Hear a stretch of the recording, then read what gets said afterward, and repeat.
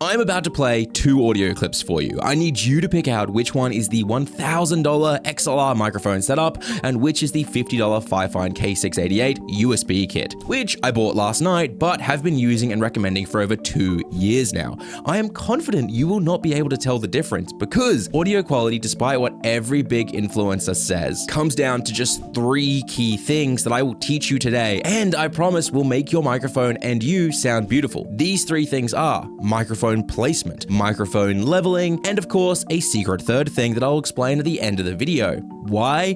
Because retention. This is audio clip 1. Do you believe this is a $50 microphone kit, or is it the $1,000 microphone setup? Thank you to Fifine for sponsoring this video. This is audio clip 2. Do you believe this is a $50 microphone, or is it the $1,000 microphone? The first problem we need to correct with your microphone is going to sound silly, but we need to make sure you're actually using your microphone. You see, I joined a friend's stream the other day, and they are a Twitch partner. In fact, they had 800 viewers at the time of me joining, and they sounded like shit. So I asked, hey, are you using your expensive RGB covered fancy microphone that you have in front of you, or is that your webcam?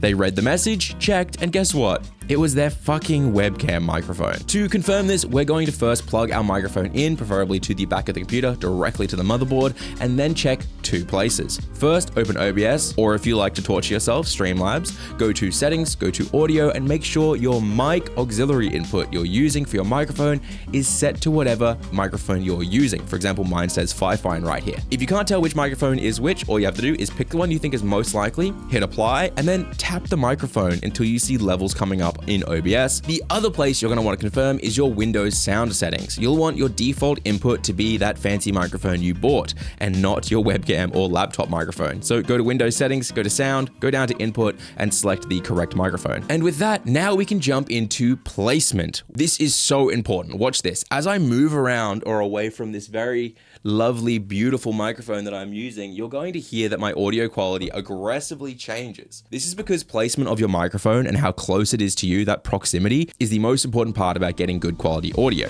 Yet it's the thing most creators seem to skip or actively hurt themselves because they don't like having the microphone in frame for some reason. Shit, I know a guy who bought a $300 microphone and then placed it behind his monitor, and because the microphone was so far away and blocked by a monitor, he had to push the gain really high to make it louder, which isn't going to just raise your voice because that's not how microphones work. Instead, it'll raise all your background noise. You know what? It'll sound like this. Let me just show you. Don't I sound like absolute ass now? Like, what the fuck, dude? Why did you think this was going to be how it worked? So let's fix this. First, we need to get our microphone nice and close to us, and then we need to figure out which side of the microphone to actually speak into. With a microphone like the K688, you can actually slide the windsock off, and when you slide it off, you can see right here at the top when it focuses, there's the capsule right there. It's not on the sides, it's right on the top. And because I can see that capsule and how it's aimed out of the top of it, I know that's where I need to speak into. Now, other microphones might have a little light or a logo to indicate. Or if there's nothing, you can turn them on, change OBS audio to monitoring so you can hear your voice, and then speak or tap different sides until you come out the clearest, like I was doing before when I moved around my microphone like this. Once you've found the correct side, however, personally, I like to make a fist. I place my mic that far away, and then I just tilt it down and aim it up at my mouth. But carefully make sure my nose and my breath aren't slapping it directly. That's why I like this windsock that comes with the Fifine K688. And once you've got your microphone nice and close, you're gonna notice you're probably way too loud all of a sudden, which makes sense because it's able to pick you up properly. This is a good problem to have because now we can level or adjust the gain on your microphone, dialing you in to sound crisp while removing the background noise naturally by lowering the gain. But what the hell are levels? Well, when you look at OBS or any editing software or a mixer or really anything to do with audio, you'll see audio levels like this with numbers along them. If you want to know how loud your audio truly is, never trust your headphones because they're filthy little liars, and instead always use your level meters. Now, the quick way to understand what these levels are trying to tell you is that if you make a very loud noise and reach 0 dB, aka the very top of the meter where it's full on red, the very top, you will peak at the peak of the meter. Peaking means distorting your audio, aka sounding like wet hot ass. Once you've distorted your audio and recorded it, you can't undistort it. So if you peak, that is ruining your audio. You can't fix this in post. As a creator, you want your OBS audio levels to reach roughly minus 10 dB to minus 6 dB before adding any filters or gain in post-production, which don't worry, I will teach you how to do that later in this video as well. The goal is for your audio to sit at the top of the yellow, slightly into the red, which will give you some nice headroom for big sounds, like screaming at a scary moment in a horror game, or pretending to laugh at an unfunny joke just because the guy is a tier 3 subscriber. But there is a problem. You see, these levels might be lying to you as well. I see a lot of creators struggle with these levels because it says they're not peaking. Maybe it'll say they're stuck at minus 6 naturally, so it should sound great. But the audio sounds distorted like they are peaking. This is because these days we've overcomplicated our audio setups. You see, audio signals travel through different devices, software, and all sorts of things, and each of those places will apply their own settings. I'm going to speak into my microphone. It could peak in the microphone and then go to Windows. Windows, it could peak in there and then send it off to some other software like Elgato Wave or SteelSeries Sonar, or even directly to OBS. It could peak in any of those places, but you only notice it finally when you get it to OBS. So what do? Maybe you try and lower the gain inside OBS because that's where you think it's peaking. But the distortion happened earlier in the chain, so you're not fixing it, you're just making the peaked distorted audio quieter in OBS. We need to fix the peaking earlier in the chain. First thing you want to do is check if your microphone has a knob or gain control physically on it. This knob should almost always be either maxed out or sitting at 90%, and it's the first thing we are going to adjust. One of the reasons I love the K688 is that it does have knobs for both gain and headphone monitoring. And the great thing is they slide smoothly, which doesn't seem like it's that important. However, if I'm adjusting my gain or my headphones through my microphone while I'm recording, I don't want clicking sounds from buttons, so a sliding knob is key. Once you've set your physical knob, from there we're going to go to our Windows audio settings, hit test, and really just go for it. And what I want you to be looking for is in OBS, it should be reaching that minus 10 to minus 6 dB, and then inside your Windows audio settings, you should be reaching maybe 70%, 80% when the test is done. If you aren't, you likely need to go back a few steps and go through these again. Either get your microphone closer, project your voice more, double down, check those knobs are already twisted up, or go back to Windows and add just a bit more volume to the input. And once you're pretty confident about it, one of the best things you can do is actually just simply do a quick recording inside OBS and then take that recording over into any decent editing software. Listen back to it with headphones on while looking at the levels inside the editing software, and very quickly you'll be able to see and hear what the problem is to adjust perfectly. Now we need to cover filters, specifically how your use of filters is likely making your audio sound far worse. I want to start with just 2 filters to control gain or volume. First, the easy option, a limiter. This will cap your audio at a certain dB to avoid you becoming too loud and blowing your viewers' ears out. Now, listen carefully, this doesn't prevent peaking. If you scream, it can still distort and you can still peak. It just caps the output of the audio so that when it reaches the viewer, it won't be louder than what you set. If we go to OBS, right-click our microphone audio, click filters, click this little plus sign, and then select limiter, we get 2 options. First is threshold. This is what loudness the limiter will stop you going over, and next is release, which is how long it takes to stop locking your audio. The default is fine for most people, but a key part of using this limiter is that it should always be at the bottom of the OBS filter list, because the filters apply in a chain from top to bottom, and you want the limiter to apply last. Now, if you're a bit more confident, you could use a compressor instead, but this video is mostly for beginners, so I will simply say this filter works differently to a limiter. It will essentially boost all of your audio using this setting here, the output gain slider, but if you reach the gain threshold, which you can see and set here, it will then lower all of the loud audio down.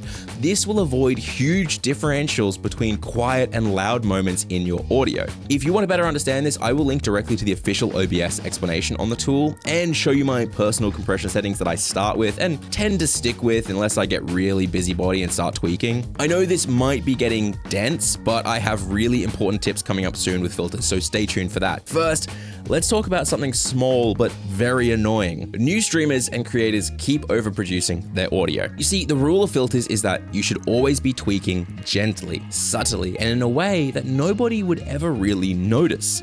The moment you go overboard with any filter, whether it is an equalizer, a voice mod, noise suppression, a limiter, or a noise gate, you'll start to have major problems. The most common version of this, since most of you likely aren't using EQ yet, is actually with your noise suppression and your noise gates, because you just don't understand really what they do. Take a noise gate, for example. To add this, you'd go to audio, right-click, filters, add filter, add noise gate. Make sure this is early on in the chain of the filter near the top as well. Now, this gate is where you set a dB limit, otherwise known as an open threshold. If sound reaches that threshold, it opens the gate and lets the audio through. It also has a closed threshold, which helps define what is background noise. If you want to eliminate background noise from when you aren't talking, you'll add this and monitor your audio. You then need to set your open threshold. To do this, start talking like you normally would on stream and see where the levels are. Put the open threshold just a bit below where your levels are ending up, so when you speak, you are hitting the open threshold. For example, I kind of like to go with a -20 or a -17 because sometimes I start talking quietly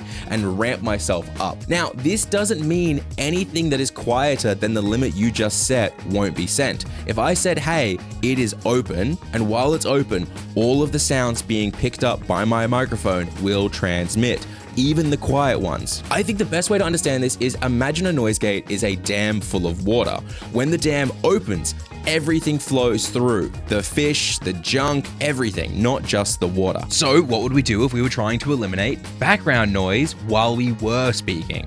Well, that's where we start to get a little bit difficult. You see, when it comes to eliminating background noise, the best advice anyone can give you is to level your microphone properly with good placement like we've been covering in this video. I'm not sure if you guys can hear it right now. I'm gonna know once I get this into editing software, but my 2-year-old daughter is screaming "let it go" outside of my office door. I'm gonna say that I'm confident you cannot hear her because I have set this Fifine K688 up properly. But if that proper setup doesn't work, the next best thing is simply remove the source of the noise. Seriously, rather than pushing and pulling your audio digitally and risking distorting it with filters, just remove the issue from your room if you can. If you have a fan in your office like this one, just get it further away. Maybe set your aircon to quiet mode, or get a microphone arm like the one that came with the Fifine K688 that has shock absorbers and better reach, so you can get your microphone away from that fucking mechanical gamer keyboard you overpaid for and doesn't help you do better at League of Legends. Sorry, that might be a personal issue. But of course, you can't always remove something. Like I said, my daughter was right outside. She's not going anywhere.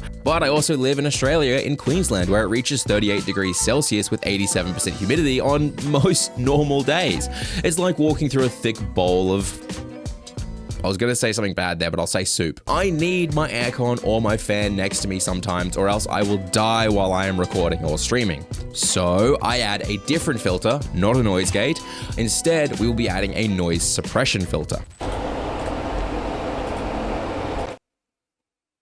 The fan noise might be gone, but my voice is also going to be digitally altered by doing this. I will only add noise suppression very lightly. The reason is because if you push this too hard, it will start to strip your voice away. And if you're a creator with a higher pitched voice, or you've noticed that maybe sometimes when you scream or get really loud, your audio just completely cuts out, that is this filter causing the problem.